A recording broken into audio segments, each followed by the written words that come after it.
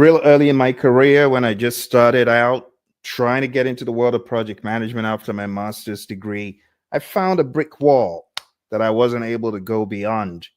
And the reason is I didn't have anyone telling me the tricks of the trade. And that's why I have put together a seminar. It is for those of you who want to learn project management and understand the terrain so that you know how to break into it. Maybe you are looking at jobs on monster.com or Indeed or LinkedIn, and you're wondering, where do I even begin? If that sounds like you need to be in my next PM 360 seminar.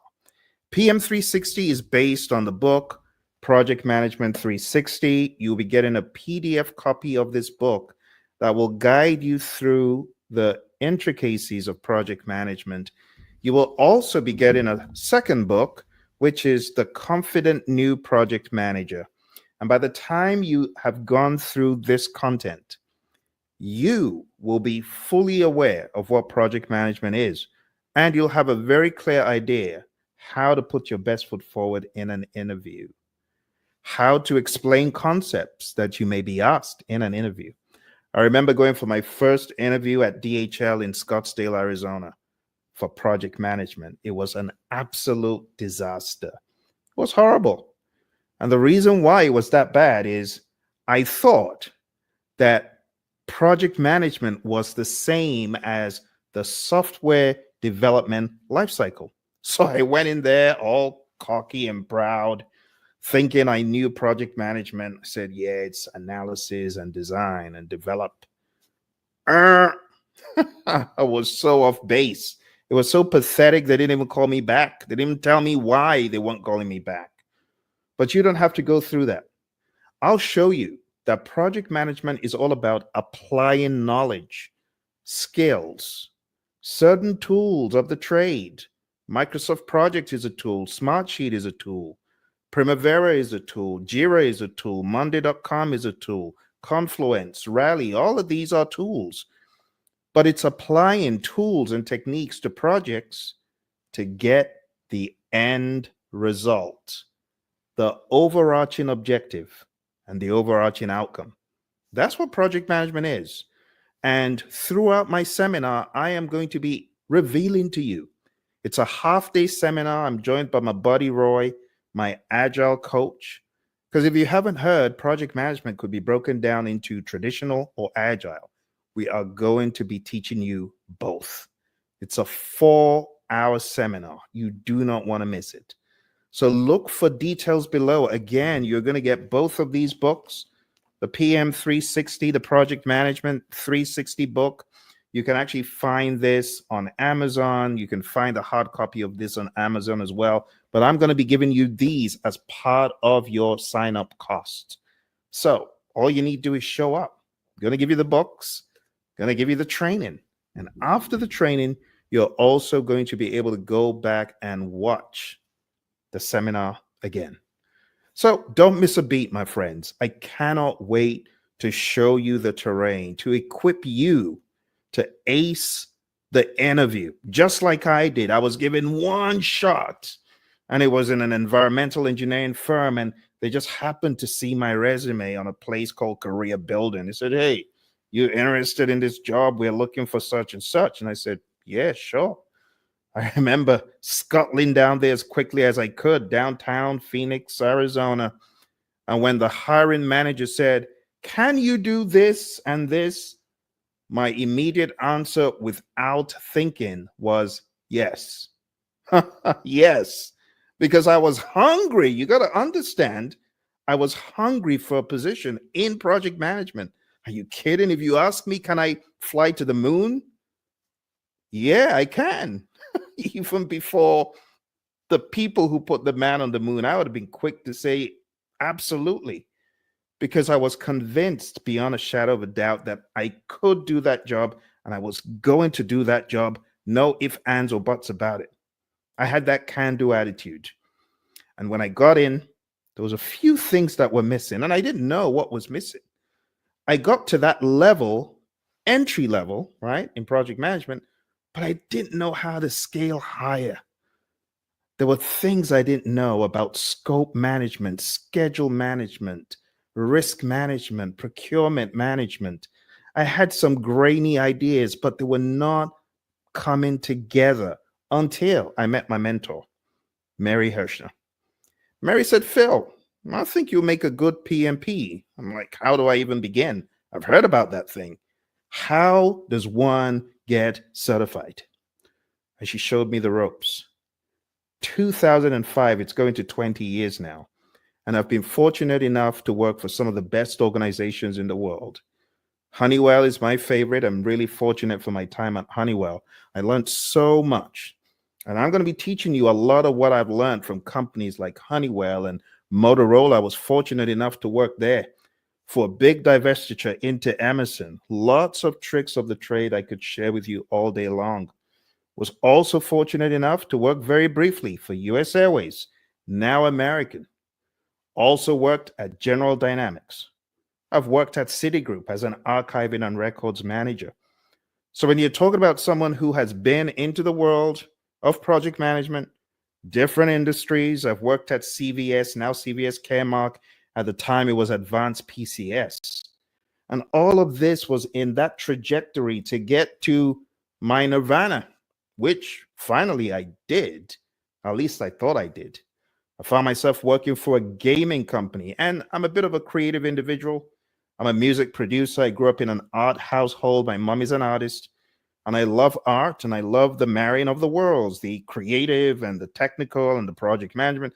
So it was a job made in heaven. At least so I thought. Until my CEO said, Phil, this is your last day. Economy's tanking quick. This was '09. And when the economy tanked, I was forced to reinvent myself. And I reinvented myself as a coach, a trainer, and a helper, a servant leader to help those who needed to be equipped to get into that world that I had been in. I've seen the very top peaks of project management.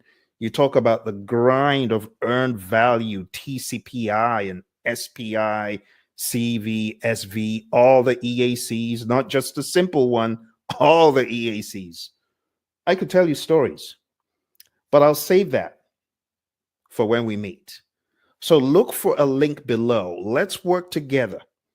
Let's get you to that next level, just as I've helped many individuals worldwide across different organizations like NASA, like the FBI, like the Department of Transport and the Department of Commerce. I've trained scores of individuals across the entire globe. Those who are into healthcare, those who are into the beauty industry, those who are into cosmetics, those who are into ships and planes and barges and tanks and electronics, those who are into whiskey. It will amaze you who needs to learn project management. So I've seen quite a lot, and I'm still learning. I cannot wait to see you in my seminar. Look for a link below, PM 360. We're going to be covering everything that you need to know. And for those of you who are already PMPs, you're certified, maybe you're CAPM, and you're wondering how to amp up your game, you need to be in this seminar with me. Don't miss a beat. Look for a link, and I'll see you in the program. Take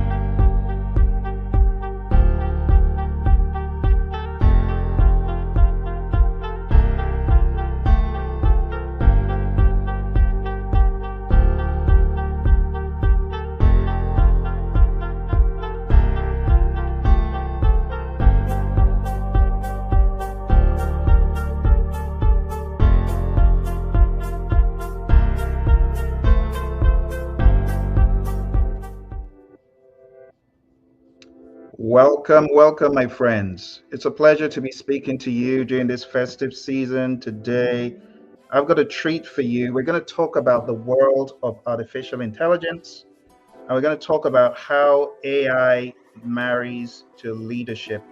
So without much ado, I'm going to bring on my friends, Ed, Deidre, and Daryl, and we're all going to debate this topic. Feel free to drop in any questions as we proceed. But without much ado, let's jump straight in.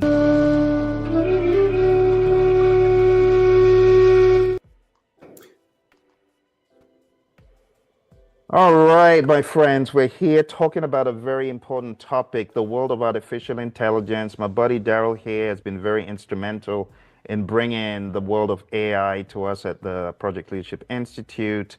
And today we're going to debate and talk about AI again.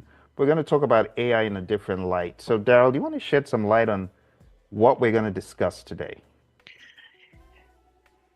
It's challenging the idea of leadership with human beings, and now that AI is being inserted both personally and professionally. Will we hand over the leadership practices to AI agents or AI in general on your behalf? And that would be an interesting topic for many leaders, out there. It is a very interesting topic, and right off the bat, let's ask the question, is there anything that AI is not touching, that is not integrating? It's like there's nothing that AI is not touching these days, Daryl. And Deidre, feel free to chime in based on what you're seeing and Ed as well.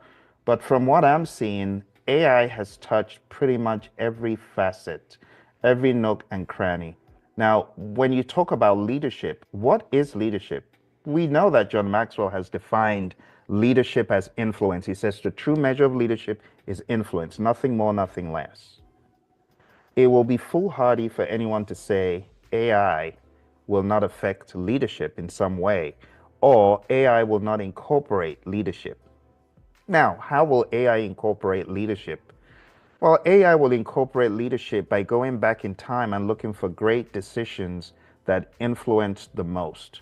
So, I don't know if you folks have ever been on Gemini and asked it a question, and Gemini says, I don't think that's a good idea based on XYZ. So it's going back and looking for decisions that were made that did not influence in the way you're looking to. And while I appreciate its wanting to help, sometimes it's too helpful. Sometimes it actually stands in your way. In my mind, that is draconian leadership when you're trying to stand in the way. So Gemini will just flat out say, I ain't doing it. But ChatGPT has a different persona. ChatGPT will give you whatever you want this, okay? There you go.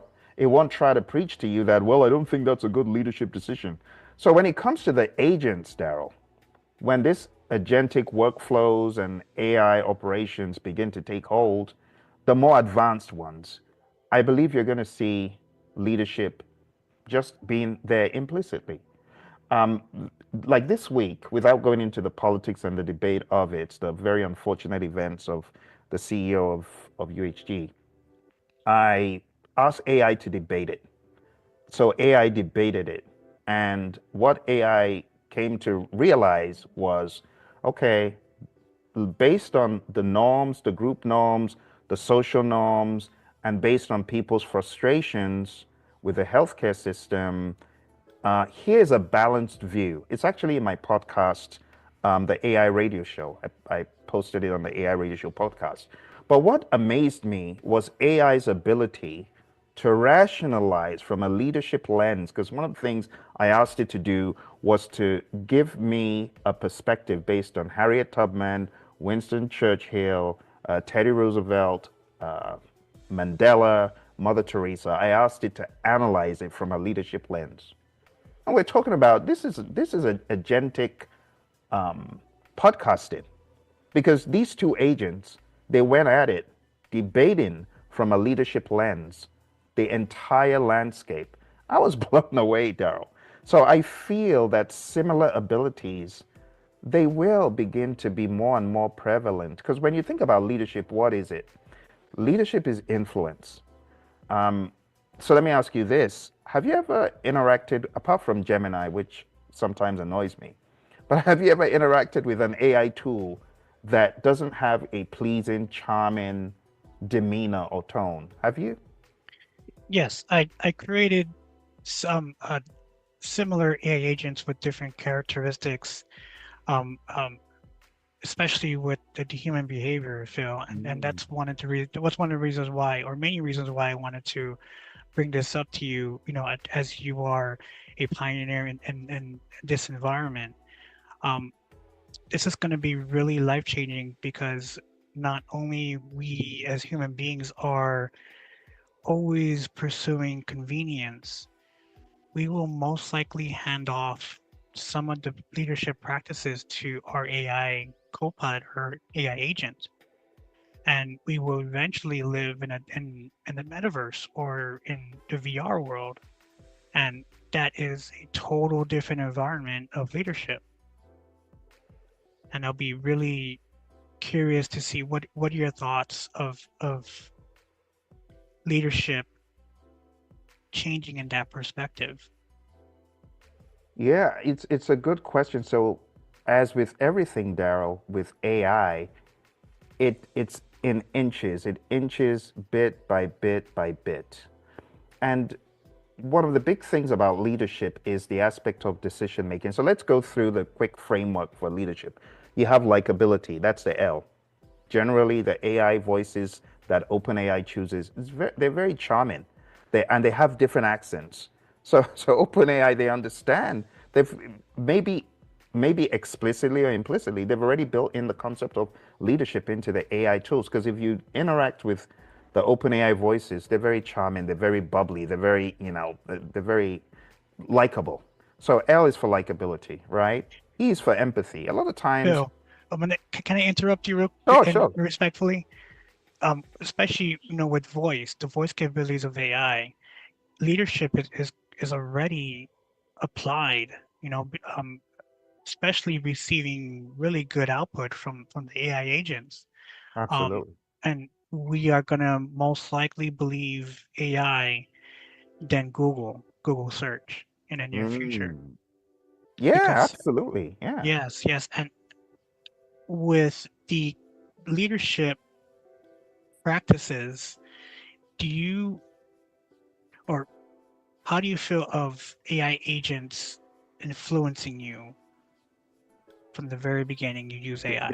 They're already doing it. That they're already doing it. That's what I'm saying. In order to influence, you want a voice that is likable, and that's why I said Gemini does a very poor job at it. It's not in, it's just ticking people off, including me. But when you talk about other tools that have the likability, the empathy, the ability to make decisions, it is influencing whether implicitly or explicitly. I feel it's already doing it, Daryl. The fact that we would defer to AI as opposed to Google, I mean, a lot of so like yesterday I wanted to get information. I asked AI. It was about healthcare and how long after a medical episode of a particular nature should you eat. And I didn't go to Google. I went to AI because because I went to ChatGPT to get the answer. It's already influencing who you go to. It's already influencing you based on the feedback that it gives you.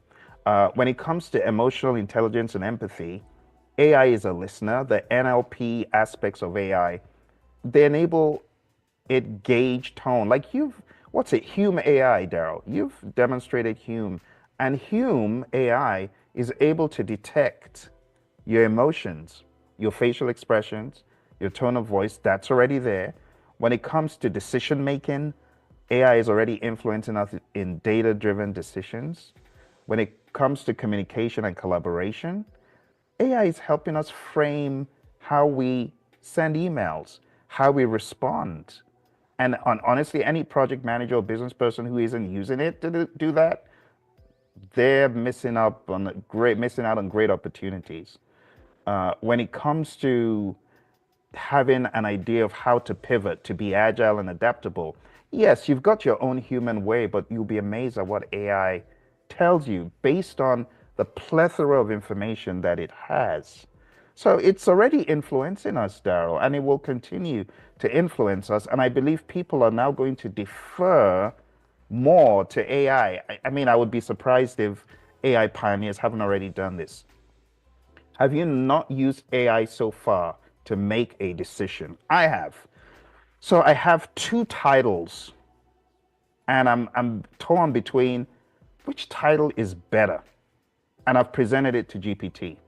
and it says this title is better if you are looking to do XYZ. This title is better if you're looking to do ABC. And it was a tiebreaker. And I went with, Can we go deep into that, Phil? oh Because yeah. you're in about 2 minutes ago you mentioned AI being a tool, and Mm. which is really that's what really got me thinking as well.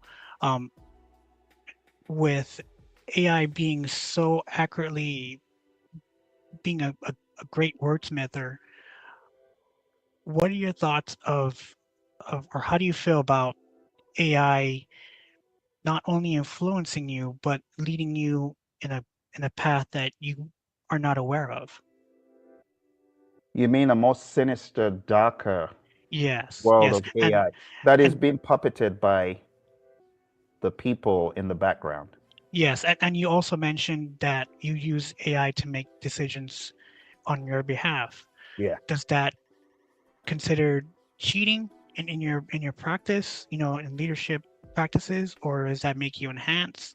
Oh, yeah, to weigh in. So, I mean, we all use technology. I mean, what is the difference between using a function in Excel versus asking AI to do it for you? Because at the end of the day, you're going to analyze all this data in Excel, do all the number crunching, get to a decision.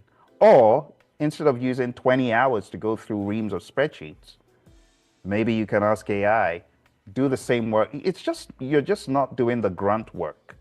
AI is doing the grunt work of doing all the analyses for you. So, in asking AI to make a decision, it's no different from using any other technology.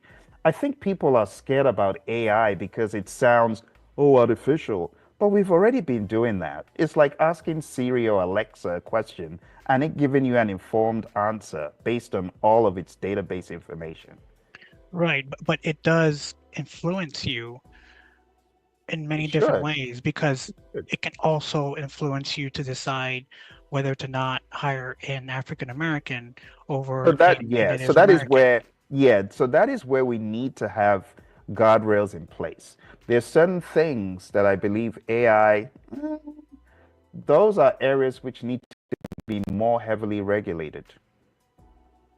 And they are being used, talking about the unfortunate incidences that happen in the healthcare world. There was this talk of, well, they're now using AI to figure out which claims to reject and things like that. Yeah, that I have concerns about. There are some things which, if they're just affecting you in your personal world and they're not affecting other people, I don't begrudge people using. I mean, it's like people deciding what they want to do all day long with what is classified and not classified in terms of medication. It's up to them. Whatever they want to do, let them do it. But when it comes to things that affect other people, that I would say the ethics regulations need to be a lot more accentuated. AI that is affecting you and just your immediate person versus AI that is affecting people working with you and lives and things like that. That is a much greater concern to me. So it sounds like you will not, well, and I'm vomiting words out, in this form, but it sounds like you are very aware of how AI can influence the good and the bad and the ugly. That means you're very aware of not giving AI the permission to decide on a critical project that you are in charge of that's worth trillions of dollars. Yeah, ultimately. And honestly, when you think about it, Daryl, I like the way we're tying the word influence to leadership, because that's really what we're talking about. And whether we like it or not, we are influenced by data. Yes. And who is the godfather of data? Is now it's AI. AI is the puppeteer. It's got the data and it's got the analytical power, which is scary, but it's also very liberating when you think about it.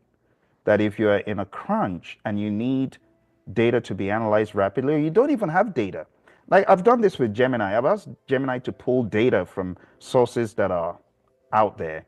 And based on that data, I now ask it to analyze. And it does.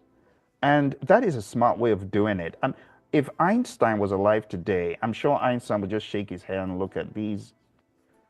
Anyway, I'll be polite. These I- I'm people. I'm I'm curious of your your um your your feedback on having AI be the puppeteer. Mm, And in my opinion, this is not, to judge or bash, anyone on the call, but the puppeteer is the human being hmm. in Should be. reality. Should be. Yeah. But The reason why a lot of people are scared is because they think AI is the ultimate puppeteer. So you could give a job to a puppeteer, but you're still the boss. And you can still be the human in the loop that says, you know what? I fire you on this one, it's going to be all me. And I've done that. Sometimes I'm like, nah, I'm not buying this. You don't truly get it. When it comes to influence though, I want you to look at the dynamic. You trust tools that are generally polite and not insulting to you. I don't like how Gemini behaves. Isn't that weird that we're talking about an AI tool with characterizations? But it's because it embodies the persona, Daryl, that you have mentioned is really behind the sinister, you know, mhm. evil way of controlling you without saying. And and Gemini does that.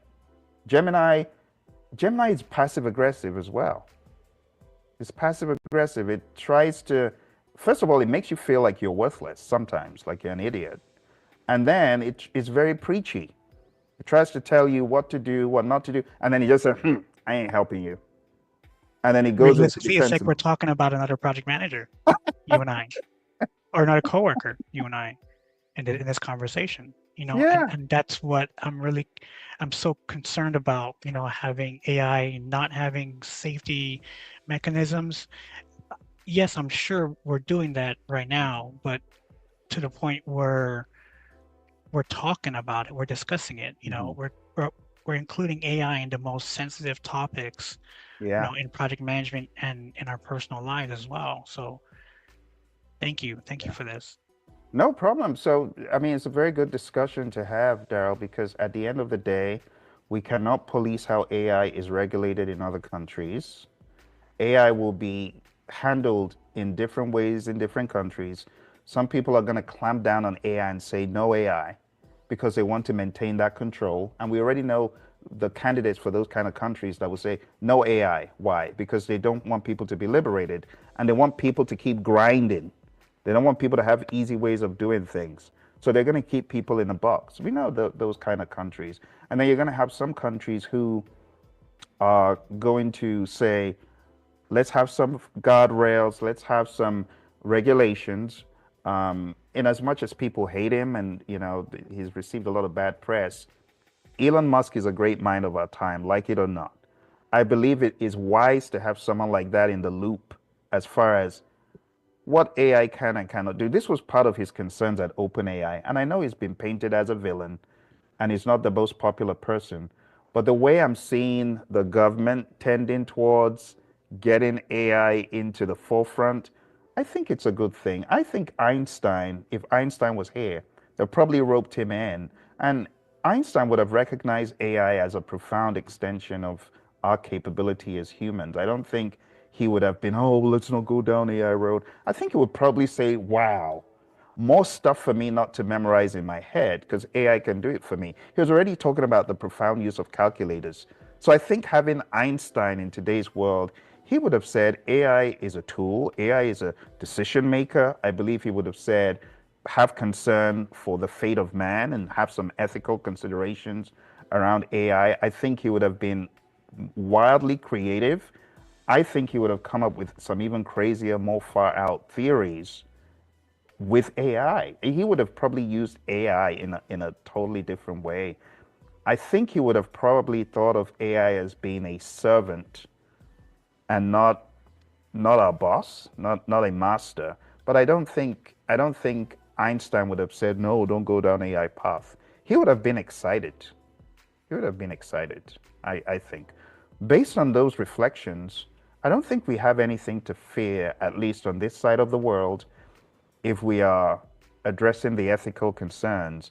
But again, taking a look at how poorly we have done with ethics in other aspects, like healthcare, they've done really awful in that field.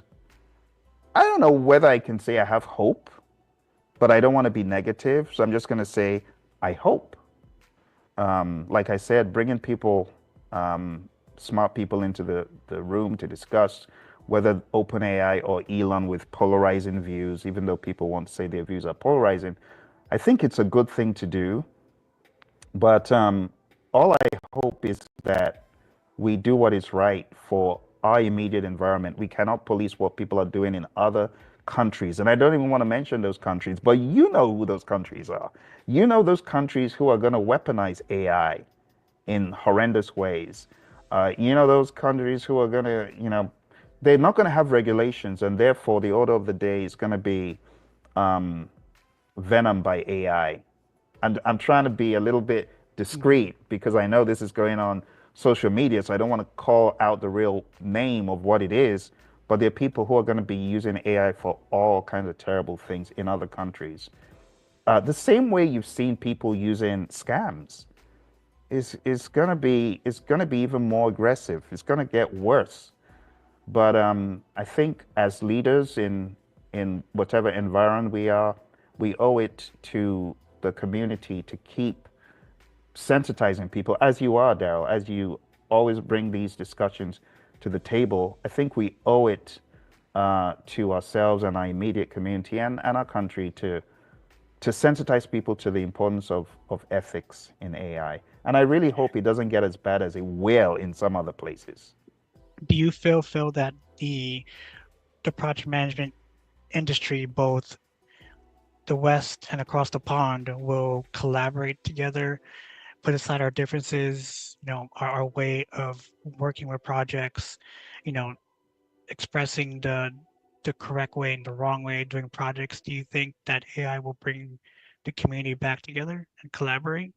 I think we as humans are responsible to bring to bring some semblance of collaboration. I don't think AI is going to do it for us. Could AI help? The thing, Daryl, let me just be honest. All these organizations want to be the king of the hill. Everybody wants to dominate. And I don't see a whole lot of collaboration because it's a business, and people are generally greedy in many of these businesses. So that greed is AI is only going to magnify the greed. As you can see on your recent post, Daryl, without calling out any particular name, but you talked about price gouging of certain AI courses. If people are really with a mindset to equip and help, why would they price gouge to that degree? And Yes. we won't mention the names of any of these organizations, but we know what we're talking about. There are many project management and business organizations. And shame on many of the universities. They should be ashamed of themselves because it's price gouging and it's offering. So this is a book, right? This is a book that I've written on AI. This book has more information than a lot of the so-called courses that are charging you thousands of dollars. But they're not ashamed. They will charge you thousands of dollars and offer you nothing. They're greedy. They're greedy. And unfortunately, as humans, we have this razzle dazzle with a name. They just put a name behind it and then, oh, because it's coming from this so-called Ivy League place, I can charge 20 times, 30 times, 100 times more what it's worth. A lot of the information shared in some of these courses is freely available on the web. So I don't see collaboration, unfortunately, happening anytime soon to a large degree. I just see AI as a greed multiplier for many of these institutions. But anyway, let's Thank you, get on. Phil. Thank you. Thank you, Dal. Thank you. And thank you, Deidre and Ed. Any final comments before we say goodbye to our friends on Yeah, I think I want to tip my hat in here real quick. Let's see what I got. Let me exercise real quick. So the fear of AI, one of the things that I had a conversation about about the fear of AI, because of one of the concerns is if I'm using ChatGPT, will will I lose the ability to comprehend on the level that I've been comprehending? Or meaning, am I going to continue to grow, or will my comprehension or critical thinking diminish because I'm using a tool? And I believe that that fear is really real. However, like you guys were saying, I still just believe it's a tool. I don't believe it's something, because there's been many times I prompted something and I was like, nah, this is not, let me just go in a different direction. But it's still going to the calculator. I know you brought up the calculator, Phil, and it's like any technology or anything in general. I remember when I first moved to Texas, and they had toll booths.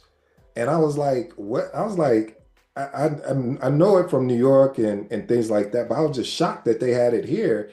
And eventually, probably, I don't know how long it was before but eventually they started slowly getting rid of toll booths because they had installed this automation where they could read your license plate automatically now, and they didn't need somebody there as a person. So just like with anything, we must continue to retool. We must continue to revisit our skill set because of the fact of, and this is leadership, because of the fact of this is always going to be a changing tide, and a changing tide meaning that you just think about, I think it's Gen Z compared to my generation of how they can go about and do gig jobs. So they don't have to gig work. They don't have to subscribe to, hey, I'm going to do the 9 to 5 or do corporate.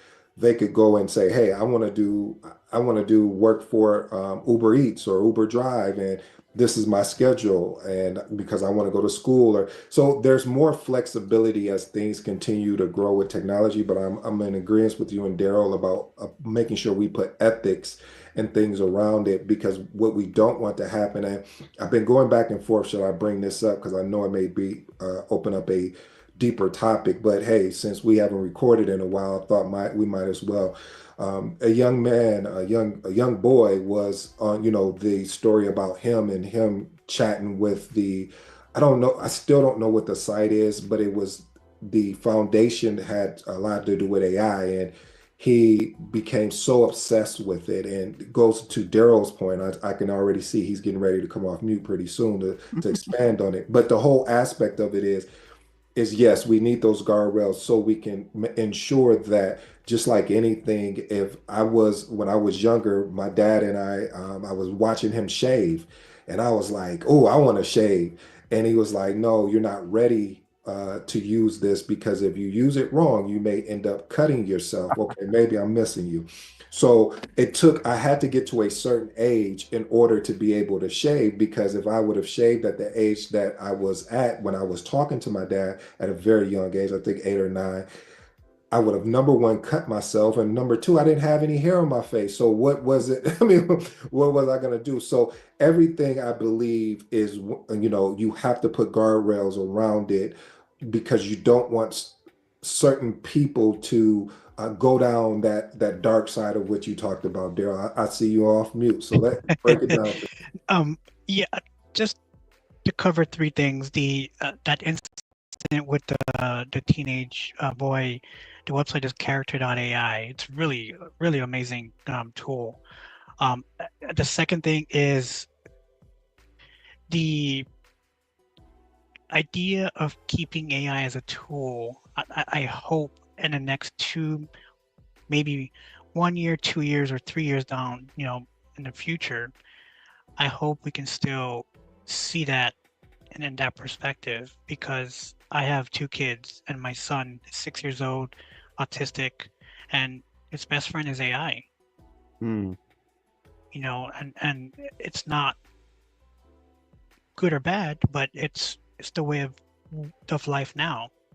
Mhm. So it may potentially become part of our lives in that perspective. And one of the reasons why I wanted to bring this up with AI and leadership is because I did a case study this past week. I tried to open up an LLC with me and 5 AI agents in LegalZoom, Phil, and Aditri. LegalZoom, special shout out to them. They don't have those capabilities, which is really amazing, because I mean, if I can think of that, Mm. someone else can do that too as well. Mhm. Mhm. But Interesting. yes, you could eventually, develop a company, a legit company, using AI agents Mhm. in that perspective. Absolutely. Absolutely. In closing, the part of the musings that we've had on this call is what is leadership and what would leaders say? That's one of the things I always query AI on. What would X leaders say about this? What would Y leaders say about this? And I just want to shed some more light on some of the things we discussed. So let's take a quick look at what GPT says. If Einstein was here, what would Einstein say? So let's take a very quick look. And these, of course, are from AI. But talking about AI being an influencer, let's see how much of this stuff we actually buy. So the first comment was Einstein would have said, recognize AI as a profound extension of human capability. Imagination is more important than knowledge. Knowledge is limited. Imagination encircles the world. So see AI as a tool, but also put those guardrails around it. Also, Einstein would have seen the limitations of AI as a decision maker. Einstein might warn against allowing AI to control human actions, and this is part of what he was saying, Daryl. He would stress the importance of intuition, creativity, and ethical reasoning, qualities AI lacks. AI should serve humanity, not dominate it. At the end of the day, it should still be your choice. And there are times when you just have to tell AI it's wrong. And it really depends on the AI. Again, going back to my example of Gemini versus GPT, I am more likely to buy into what GPT tells me because Gemini has proven that it's quite narrow-sighted and narrow-minded. There's also the ethical responsibility. Concern for man and his fate must always form the chief interest of all technical endeavors. Now, unfortunately, this is not going to be the case in every country, but since we're in the United States, let's speak for ourselves, right? Einstein would emphasize the ethical considerations of using AI, especially as a puppeteer. AI must focus on benefiting humanity without manipulating or diminishing human dignity, such as the example you were given, Daryl, about saying, what hiring decision should I make? I feel that is diminishing that human dignity and giving a mere AI the final call. I don't think that's right. Balancing power and purpose, Einstein might say technological progress is like an axe in the hands of a pathological criminal. Similar to what I was saying, there are going to be other countries, other geographies that see AI as the option of doing harm. It's just going to magnify greed and harm. While appreciating marvels of technology, Einstein would caution against misuse. And finally, the role of human creativity. The most beautiful thing we can experience is the mysterious. It is the source and true art and all science. Einstein might view AI as a tool to explore mysteries, but he would insist that human curiosity and creativity must remain central to discovery. So, in concluding, my friends, what I want to say is that while AI is great, it's a tool, you shouldn't forget that you have an option to either go with it or add some caveat. Now, when I use AI, I always bring a counter. I don't just take what it says, I give it a counter. And that back and forth is really what makes the final decision rich. As opposed to just going blindly with AI, as Daryl says, be the human in the loop. Will you be the human in the loop, or do you need to be the human in the loop in every single circumstance? I would say you still need to be the human in the loop, and you can decide when to take yourself out of the loop. It's like telling the AI to calculate 4 times 4 times 4. You don't have to invigilate that, you don't have to monitor that. But there are other more important decisions that you should be monitoring the overarching AI output on. And I hope we've shed some light on the importance of ethics, the importance of creativity, and whether you like it or not, AI is already influencing you. It's already leading you. It's already leading you, whether you like it, whether you don't. I'm looking forward to seeing more of AI in physical products and services, such as what Ed told us about the McDonald's, kind of close to where you live. Is it still alive, or have they caved in the autonomous? No, they're actually more successful. I mean, and then they've even taken it to another level where and I think this is around the States where they allow you to order on the app and as well. But I think that's normal. But the biggest thing though, Phil, Daryl, Deidre, is that got me was when you go in and there's one person there and you just literally type in your order and it takes away from the reason why you may go out to eat. Now we know when you go to a fast food place, it's to because you want to get something quick. You don't feel like cooking, but even to the places, I'm so glad you brought this up, Phil. There's a new place out here too. I don't know if this Texas is the spot for AI. So Daryl, you may want to move out here pretty soon, but they have a restaurant. It's a Japanese restaurant where they have robots serving the food. So it comes up, you order it, and I'm like, no way, this is amazing. Like, but then again, it takes away from the experience because the reason when you go out, I don't know about you guys, but when I go out to eat, I can cook what they make majority of the time, or I can go to YouTube University, but it's more or less of the experience with family, the experience with friends, and the experience, the interactions you have with the waiter or waitress that creates the value. That is the value. See, people a lot of times think it's the food, that's the byproduct, but the real main source, the foundation, the way that really forces me to want to go out and spend the money that I've worked hard for and to eat and put on clothes and do all those things instead of staying at home and eating is the experience. We're paying for the experience. And I think a lot of times again, I'm the biggest fan of AI, but again, it's the experience that people go through that allow them to create and recall those memories in certain places. Before we started recording, Phil, we were talking about legacy and creating legacy and books and video and audio because it's us being able to leave a legacy behind. So I think that is imperative. Matter of fact, I think it's very important that we don't lose that aspect. And I see Daryl warming up again, so I'll sit back. No, I'm gonna end our conversation. We've been on this thing for quite some time, Ed. So, Phil, the floor is all yours. With all that said, I hope that gave everyone some perspectives to understand how we see the world of AI. But before we close for today, my friends, I want us to go in on some pragmatic ideas. And I want to thank our friend Eric, AI Eric, for chatting in and sharing some very passionate views. And I appreciate that. And let's double down on adding some value to people. Like, honestly, AI is not a respecter of race or creed, to be honest. AI, in my mind, is there for everyone to leverage. I've leveraged AI to do so many things. And a lot of other people have leveraged AI as well. So I believe AI is an equal opportunity uh, gadget, equal opportunity tool for everyone to use.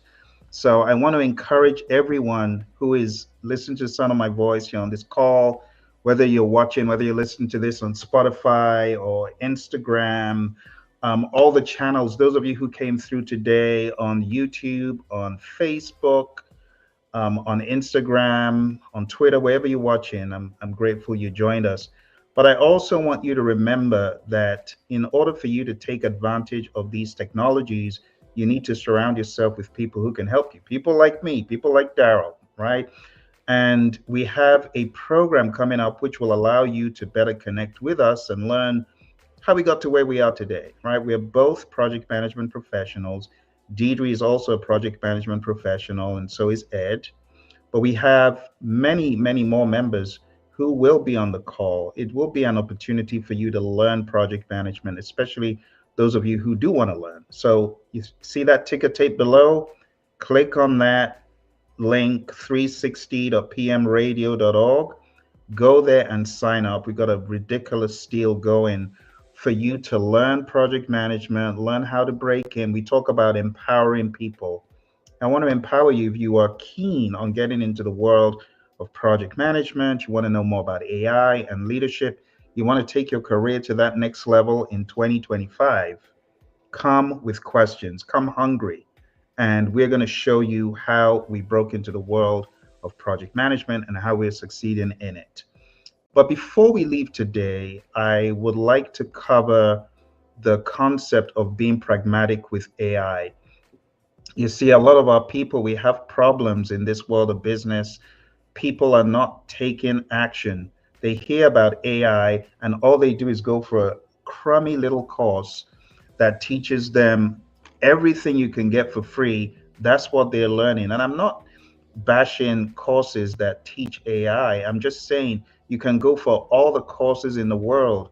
If you don't take action by applying AI, you will be here 10 years from now saying, oh, I wish I had done this. You got to do something now. You got to do it today. And I want to challenge you, whichever industry you're in, I do not care about the industry. I will not take any excuses because AI can be applied to every form of work, whether you are analyzing data, whether you are looking to collect the data, whether you're looking to serve in some capacity, AI can help you. Okay. So if you were a doubter, and I have even my family members, I have some of my family members who are against AI. And I say, well, if you don't get on the bandwagon, I feel sorry for you. You're gonna be left behind because AI, the world of AI isn't gonna care whether you buy into it, whether you think, oh, it's stealing the jobs. It reminds me of someone who said they're eating the dogs, or yeah, AI is eating the jobs. Maybe AI is eating the jobs, but how can you prevent AI from eating your job? You know how? By being relevant and being on it. So I'm going to show 20 jobs and how you can ethically apply AI. Are you ready? Whatever you are. Number one, software developer. I am not by trade a software developer, but I have applied AI to help me solve software development problems. I have used the power of AI to help me code, to help me develop games, and that is not even my job. How much more people whose job it is? So I want to encourage those of you who are in the world of software development, if you are looking at AI as the villain and you're saying, I don't want to use it because it's going to steal my job. Well, I feel sorry for you. You're going to get a lot less done than your peers who are using artificial intelligence. And when I say using artificial intelligence, I'm not saying it has to code every single line for you, but it can give you intelligence and insights as to that's not a very good syntax. This is a better way of doing what you're doing and stuff like that. So you can generate code snippets. You can look for errors.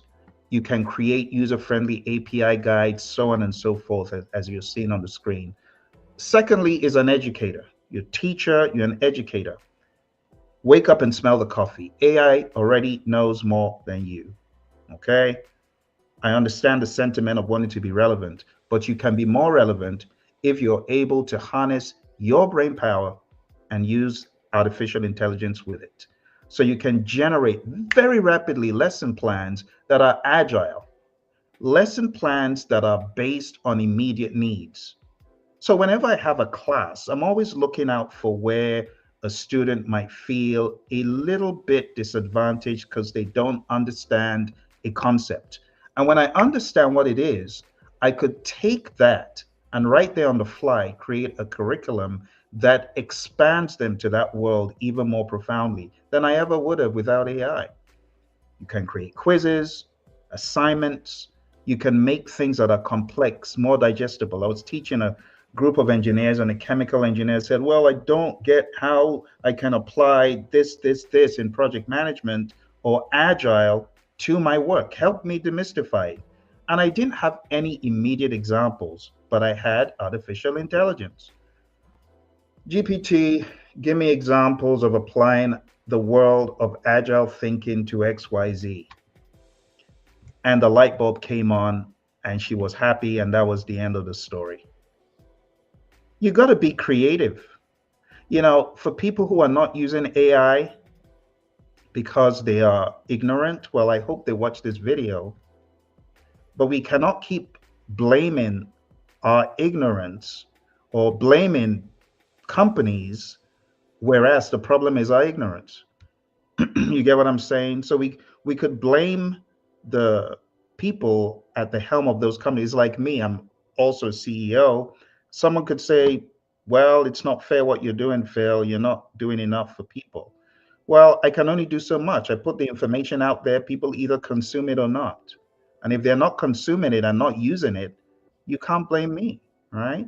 So I am encouraging people to use artificial intelligence in every sector. Healthcare workers. When AI becomes more prevalent in the world of healthcare, nothing begrudges you from using it as ethics allows.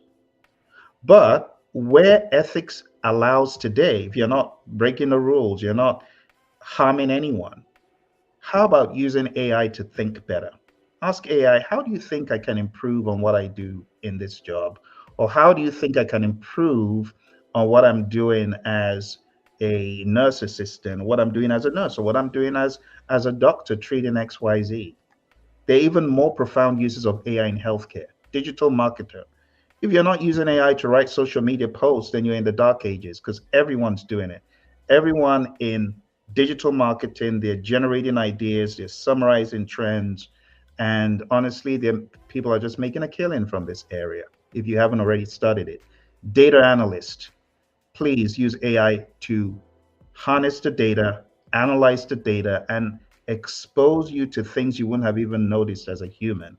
As an accountant, you can use AI for various things, not only for the computation and that grunt work, but you could use it to create templates, to draft clear financial summaries, and simplify tax laws into actionable steps. If you didn't already know, ChatGPT passed the bar exam. So you think it doesn't know about accounting? Of course it does. Why aren't you using it? Get smart. Customer service rep. Oh my goodness. There are already applications to do this. Some of my team members have come to me and said, Phil, this is what we're using AI to do in our firms. And it enables you draft responses very quickly. It allows you provide empathetic replies. There's some tools that already will take a look at what you are typing without sending it and already create potential responses and draft the response based on whatever you're going to eventually send. So this is already being used, my friends, in that world. As a project manager, if you're not using AI in project management, what are you? Are you a project manager in this day and age? Maybe you're not, because everyone in project management should be using artificial intelligence to simplify some aspect of their work. You are a knowledge worker, right? So create project charters if you need to, or at least to begin the idea. What I do is I narrate the entire project to the tool using voice to text, and I say create a succinct, sensible charter. For those of you that might actually be struggling with this area, I don't just want to blab and give you a bunch of, theoretical things. I actually want to give you some substance. So what I would recommend, you saw the book that I was holding up a few moments ago. It's called Artificial Intelligence for Project Managers. It's quite a robust book. It has 156, is that 156? 146, 156 pages. And here I have all the prompts. I mean, you want to create anything, whether you're in the world of agile or you're in the world of traditional, this book, it just helps you understand how to create these templates. So this isn't something I woke up last week and started doing. Since the AI revolution took hold, I've been helping people understand about it. Here's another book I wrote. It's called AI and the RGB Prompt Engineering Model. You can get this everywhere books are sold, and you can get this on Amazon in audiobook format. So I'm not just giving you some pie in the sky idea. I'm giving you actionable steps, things to do. Use AI if you need to create your charters, to develop ideas for plans, to create work breakdown structures, to create schedules. That's grunt work. You see, it amuses me when I see people thinking that project management is about all the grunt work. That's not it. Project management is all about the outcome. However you get to the outcome, the objective. And a lot of that has to do with the human interaction. So you can use AI to do the grunt work. It doesn't take away from you the fact that you're collaborating with people, you're leading people, you're showing empathy, you're showing the concern, and you're motivating and inspiring. So don't fall into the trap of saying, "Well, I think I'm a cheat as a project manager if I can't develop a schedule using all my power and not AI." You're just being foolish. That's what you're doing. Just wake up, smell the coffee. AI is here. It's like a calculator. I remember in those days we would have these T squares, and we would draw these architectural drawings by hand all the way through the 90s, and it would be by hand. And then came AutoCAD. Wouldn't it be stupid for someone to say, "Oh, I don't want to use AutoCAD, it's cheating"? Come on now. All right, enough of that. Let's move on. HR professional. You can use the tool to write tailored job descriptions and interview questions. Someone came to me and said, "Phil, I'm going for this job. Can you help me craft my resume?" And I said, "Okay, let me see the job. Let me see your resume." Simple prompts. You say, I say simple, but maybe it's not that simple, but it's because I know how it works. But let me give you insights into the prompt. Marry the job description and look for opportunities in my resume where it fits. Rewrite my resume. It's a prompt. And if you're not using that, well, I'm sorry. And if you're offended by that, and I'm sorry, because that's what people are doing. It is looking at the intelligence and using the intelligence to better frame and position yourself. And if you're not doing that, you can cry all day long. People are going to do it, and they will always be ahead of you. Writer, content creator, brainstorm creative ideas for articles or posts. Refine drafts for better readability. I just gave the example when I was speaking to my friends on the call, how I had two conflicting topics, titles, and I used the power of AI to narrow them down. Why are you not doing that? Why are you not using AI as a tiebreaker? You should. And if you're not, then too bad, because you should be doing that. You should be using the power of AI to get further ahead. It just makes sense, right? All right, let's move on. Salesperson. As a salesperson, you should be using artificial intelligence. How? To draft, to summarize, to generate follow-up strategies. As a lawyer, I've already told you it passed the bar exam. ChatGPT did. It can help you draft contract outlines, legal agreements, summarize case laws into actionable points, explain complex legal terms. As a graphic designer, oh my goodness, go and take a look at the Project Leadership Institute channel and look for I think it's about a 3-hour video I have on using AI for graphics and art design. It's a 3-hour video. Go watch it. You can use AI to generate creative briefs. You can use AI to brainstorm unique visual concepts. You can use it to prompt. You can ask GPT, craft for me a prompt that will demonstrate or showcase this image. Give it the image. It will give you the prompt for the image and tell it, I want to use this in Midjourney. It'll give you a prompt based on a real photo if you wanted to make it more into a graphic design kind of a photo. Take that prompt, put it into Midjourney, and it will blow your mind. So as far as using GPT or Midjourney, or even just any of the other tools like Runway ML, I've demonstrated that. Like Pictory, oh my goodness, don't let me get started on that, because I'll geek out on that stuff. As a research scientist, again, you're a knowledge worker as well as a researcher, right? So you could use it to summarize papers, generate various hypotheses, or use it to provide quick explanations. As an architect, you can use it to write detailed project briefs and design descriptions, simplify building regulations for clients. One of the things I like about GPT, it knows how to dumb it down. If you ask it to dumb it down to the age of like a 10-year-old, what a 10-year-old will understand, what a 5-year-old will understand, it will do it for you. Okay. Financial analyst, draft investment summaries, explain market trends in simple terms, which is really teaching. One of the trends you're going to see in a lot of these suggestions is it's just teaching people stuff that you know, but it's simplifying it, right? Generate executive level reports from raw data insights. For engineers, You can use it to write technical documentation, at least get started with writing the technical documentation, explain tough concepts, and draft troubleshooting guides. As a journalist, oh my goodness, there's so much. If you're a journalist, I could talk to you all day long on how to use this, but I'm going to keep some for my consulting hours.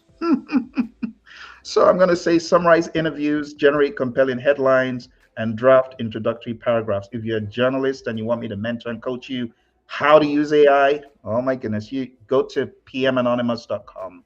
I'll give you the breakdown. Just book 1 hour with me. You'll be glad you did. Event planner, write personalized invitations and event schedules, generate creative ideas, and summarize feedback into actionable improvements. If you're into the world of real estate, write engaging property descriptions. And when we say engaging, it knows how to emphasize those things that people are looking at in the market today. Summarize market trends for buyer and seller insights. Remember, it can scour the web and look at what is near and dear to people who are buying. And it can also tell you where the hot properties are. All right. Well, that's all for today, my friends. If you are looking to get to the next level in your leadership, in your AI, in your project management, you need to be on my next seminar. It's 360.pmradio.org. You're going to get a certificate of completion for attending it, and you can display that and show that you're making strides and intentionally growing towards insights in your project management, in your leadership. I encourage you going down to 360.pmradio.org. It's an absolute steal, the price that we have it going for the 4th of January. You might ask, but Phil, why are you doing that? Why are you making it so affordable and so cheap? Because I'm trying to help people, like my buddy AI Eric, who came on just now. I'm helping people. I'm trying to help people. I can only help people so much. If people are not buying in and not signing up, I cannot sign up for them. So please sign up. I want to help you. I want to give you more than just, oh, here's 1 hour. Let's spend 4 hours together. Go to 360.pmradio.org. I'm also bringing on to this conversation my buddy Roy Schilling. He's going to be joining us. You've heard me talk about Roy Schilling being my agile coach. I call him my agile genie in a bottle. Yeah, he's going to join us. We're going to talk about agile. We're going to talk about predictive. We're going to talk about leadership. We're going to talk about AI. All things to propel you into 2025. Okay. I look forward to seeing you. Thank you very much for joining. Don't miss this opportunity. Now I will take any questions if you have questions. Any questions, put them in the chat right now before we jump off the call. Questions. And I'm going to date stamp this so that you understand that this is happening on the 14th of December. It is 2:05 PST, 4:05 EST. Do you have any questions about AI? Any concerns? Okay. One more time, I want to give a shout out to AI Eric, who jumped into the conversation. He's very correct. He said ethics are going to be a big problem, and that is something we're going to have to work out week after week, day after day. He also shared a lot of concerns about they don't care. And I said, who do you mean by they don't care? And I did share that the word all, this is what I said. I said, thanks for sharing the concerns. And I asked him to expand on they, and he said it refers to all the CEOs and founders of these AIs. You know, and I said in response, I said, I see. Remember, all is very far-reaching. So when we use the term all, we got to be careful. Because some of us are actually people of color and CEOs. So I like giving everyone the element of the doubt, right? And I like thinking like this. If I'm trying to help the drowning man, and the drowning man is clutching to the riverbed and refusing to come out, what am I going to do? You see? So I want people to feel empowered. I have lived in various environments. I've lived in third world environments. I've lived in environments on this side of the world. And I can tell you this, where there's a will, there's a way, right? And everyone who's hearing the sound of my voice, there is hope, and there's the ability for you to kill the game in whatever you are in. I don't care whatever color you might be, whatever age you might be, whatever nationality, whatever creed, you have the ability to kill it. The question is, will you, or will you blame the man? That's my question to you. Are you going to kill it, or are you going to keep pointing fingers? Are you going to kill it, or are you going to keep looking for handouts? You got to kill the game. You got to step it up. You got to do what other people are not willing to do. Okay? I know it's the hard truth, but I encourage people to do that. I'm very passionate about seeing people succeed. There are a lot of people, success, it has more to do with your disposition. It's an attitude. It's a disposition, not a position. So I want you to come into the 360 seminar. Let's talk about ways you can go to the next level. Okay, I always share my story of how I was over $50,000-$60,000 in debt on 2 different occasions, actually hurtling towards the $100,000 in debt. But I got out of it. It was as a result of taking steps to get myself out of it. And it's doable. Okay, if you want to discuss more, go on down to 360.pmradio.org. If you're looking to redefine yourself, go to the next level, blow it up in 2025. This is your chance. Thank you very much. I'll see you. Oh, my friend Robert. Robert, thank you for coming through. Robert says, how do we avoid automation and obsolescence? Do you want to avoid automation, Robert? Can you explain a little bit more? I know, Rob, you've been in the game for a very long time. Tell me what you're thinking. Like automation. Automation is not a bad thing. You could say over automation, but is automation a bad thing, Rob? Give me some more fuel to understand. Do you mean over automation, or is automation bad in your mind? So based on, I don't know if you listened to the conversation where Ed came on, and Ed was talking about automation at the McDonald's near him. And, automation has pretty much come on the scene. And at that McDonald's is one person and everything is automated. Now, do we want to avoid that? Is that a bad thing? Is a question. And then talking about obsolescence, if we're referring to the people, I don't think you can avoid it. There will always be the more relevant human in the loop. So I think what we need to do as professionals is make sure that we are, I see, replacement by artificial intelligence. Very good question. So honestly, and I'm glad you asked the question, the way you avoid it is by being the human in the loop. But let's be honest, Robert, let's think about ways that not even AI technology has replaced humans. Let's think about it. So when you think about transcribing, I used to hire a bunch of people to transcribe anything I put on video. But guess who has the job now? It's the people who are using AI to do it quicker. Because the people using AI to do it quicker can offer lower prices. They can still keep transcribing, but they're using AI to do a lot of it for them. So they're the human in the loop, using AI to transcribe, but they're using AI to transcribe at a much faster rate. My buddy Daryl has been talking about AI agents. When you use AI agents, you're able to position yourself as more like a director than a grunt worker. That's the level you need to be able to get to. I don't think there's any way of avoiding the automation. I don't think there's any way of totally 100% avoiding some form of obsolescence. Those who are going to be left behind will have to look for work that the AIs cannot do.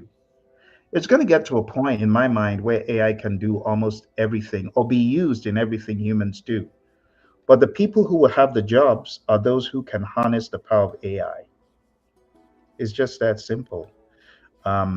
Now, as we were talking about this in some previous episodes, Robert, what we said was there are going to be some countries that prevent you from using AI in certain spheres. They will outlaw it. Is that going to be the best way to handle it? By saying you cannot use AI for art, you cannot use AI for music, and you cannot use AI for medicine. There are going to be some who might choose that route. In my mind, that's a backward route. In my mind, the best way to proceed, number one, cultivate those uniquely human skills. Like I talk about this, I actually wrote a book about artificial intelligence and emotional intelligence, right? You got to build your EQ so that your EQ will always trump the AI, or your EI will always trump the AI. People want those who are good at critical thinking, problem solving. I mean, when you go for the interview, no one's going to say, okay, bring the AI out of your pocket and use it to solve problems. No, you still have to be able to solve problems when you go for an interview. You're not going to be judged on Phil plus AI. No, it's just going to be Phil. So if you're not able to demonstrate EQ, critically think, creatively problem solve, and demonstrate great leadership in an interview, you're not going to be hired. The people who will be hired in jobs are still going to be the people that have some really great human skills. I also encourage people to be lifelong learners, never stop learning AI, which is why a lot of people joined the call earlier, right? Focus on things that are high value for the human, like strategy and vision. People want a human who can give them insights into strategy and vision and why. They're not going to be there saying, okay, invoke the spirit of Einstein from the AI and tell us. No, it's still going to be based on you as a human. I would also encourage people to stop seeing AI as a competitor and see it as a tool, see it as an integrator, be the human in the loop, as Daryl and I always say, and just be adaptable to change. Like if someone had told me, Phil, do you know you'll be teaching AI in the next 10 years? I'd have said, I don't know, probably not.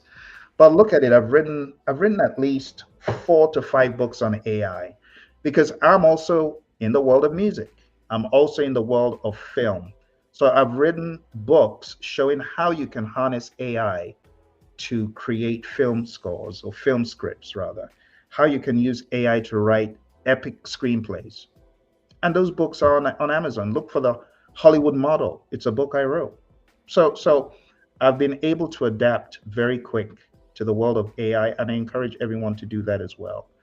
And just keep reinforcing your value, right? Through learning more about communication, about leadership, about decision making, about empathy, and just keep going. But for those who are not jumping on the bandwagon of AI, I fear they're going to be left behind. Yeah, the obsolescence, they will be replaced. They're not going to be replaced by AI itself, Robert, but they are going to be replaced by another human who understands AI more than they do. That's what I believe. Okay. Very good questions. Thank you for those thought-provoking questions. That will be something we continue to debate for some time to come. Did that help, Robert? Help shed some light? So for those who missed it, Robert asked a good question. How do we avoid automation and obsolescence? And he's talking about replacement by AI. I know there are going to be a lot of ethical concerns, but I already know how America is going to respond to that. America is going to be America, which is we don't go by dictatorial rule. We don't go by locking people in a box and saying you cannot do that, you cannot do that. I believe things are going to emerge. We call it emergent leadership. Things are just going to emerge. They are going to take form.